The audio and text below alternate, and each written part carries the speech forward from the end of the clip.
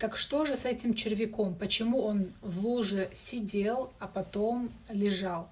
Прежде всего, я бы хотела объяснить, что в черкесском языке для обозначения нахождения одушевленного предмета в воде или в какой-нибудь жидкости мы всегда используем глагол «сидеть» – «хассен».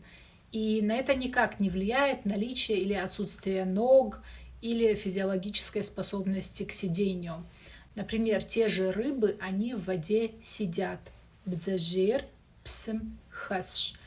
В каких же случаях мы используем глагол «лежать» – халлин? В тех случаях, если предмет неодушевленный, мертвое, либо в бессознательном состоянии. В этих случаях мы используем глагол «халлин» – «лежать в воде». Ребенок заметил, что в луже есть червяк и говорит «хамблюр», «шадым», «хасш», думая, что он